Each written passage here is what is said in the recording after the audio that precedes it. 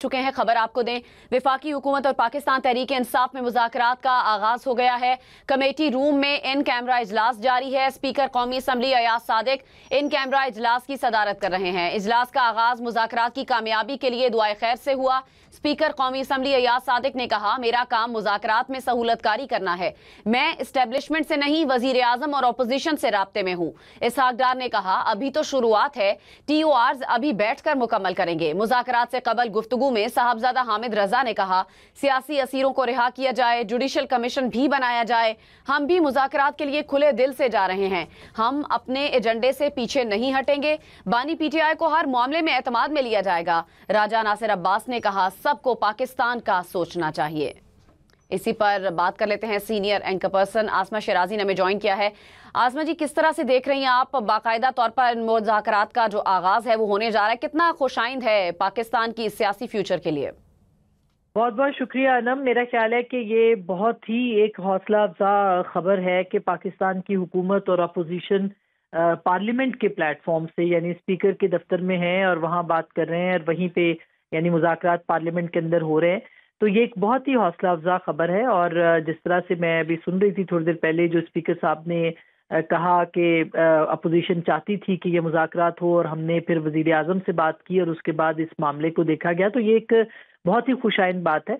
और देखा जाए तो इस वक्त पाकिस्तान तहरीक इंसाफ के जो 2 मुतालबात हैं, जिसके ऊपर इमरान खान साहब ने कहा था कि वो सिविल नाफरमानी शुरू करेंगे, बल्कि वो तकरीबन शुरू हो चुकी उनकी तरफ से, क्योंकि कल जो उनका परसों ट्वीट आया था उसके अंदर तो यही था कि वो 2 मुतालबात पूरे किए जाए, जो कि पूरे नहीं हुए हैं। लेकिन उसके बावजूद जो मुज़ाकरात का होना और उसका अपोजिशन का और हुकूमत का बैठना किसी भी शर्त के बगैर, अभी देखा जाए तो इसमें उन शराइत के ऊपर अब जाहिर है कि बंद कमरा मीटिंग है, इसके अंदर ज़रूर पाकिस्तान तहरीक इंसाफ उन 2 मुतालबात की बात करेगी, जिसमें एक जो है वो 9 मई और 26 नवंबर के जुडिशल कमीशन की है बात, और दूसरी असीरान की रिहाई के हवाले से उनकी जो मुतालबा है वो इसके सामने, इनकी कमेटी के सामने रखा जाएगा।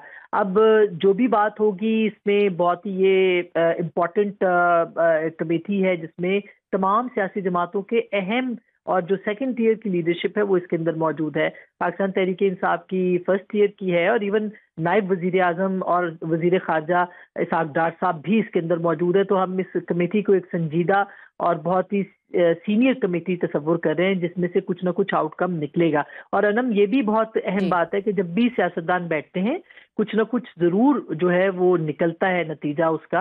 आपको याद होगा, मैं बार बार इसकी याद दहानी भी करवाती हूँ कि 6 मई को जो मुज़ाकरात हुए थे चीफ जस्टिस अता बंदयाल साहब के कहने के ऊपर इंतखाबात के हवाले से, वो अपने नतीजे पे पहुंच गए थे और हुकूमत उस वक्त जो है वो इलेक्शन की तरफ जा रही थी। लेकिन आपको याद होगा कि खान साहब ने उसको जो है वो वीटो किया था और वो पीछे हट गए थे। उन्होंने कहा था कि अभी असेंबली जो है वो बर्खास्त की जाए, जिसके बाद वो डेडलॉक आ गया था। और फिर आपने देखा इलेक्शंस के लिए 6 महीने क्या एक पूरी जो कौमी हुकूमत थी या हुकूमत थी, निगरान हुकूमत, वो लंबी चली और उसमें आइन की वायलेशंस भी हुई, बहुत सारी चीजें उसमें खराब भी हुई। तो ये सब चीजें जो थी उस वक्त निकाल लिया गया था इसका नतीजा। मुझे पूरा यकीन है कि आज अगर ये कमेटी और इन पॉलिटिकल लोगों को काम करने का मौका मिले और इसमें कोई हर्डल ना हो, कोई भी पावर, बेशक वो इस्टेब्लिशमेंट हो या फिर वो इमरान खान साहब हो, अगर कोई भी पावर इसको वीटो नहीं करेगी और इन मुज़ाकरात को होने देगी, तो ये इंगेजमेंट की जो पॉलिसी है ये पाकिस्तान को सियासी इस्तेहकाम की तरफ ले जा सकती, पाकिस्तान को सियासी इस्तेहकाम की तरफ ले जा सकती। बहुत शुक्रिया आसमा शराजी, आप हमारे साथ मौजूद थी। वफाकी हुकूमत और PTI के दरमियान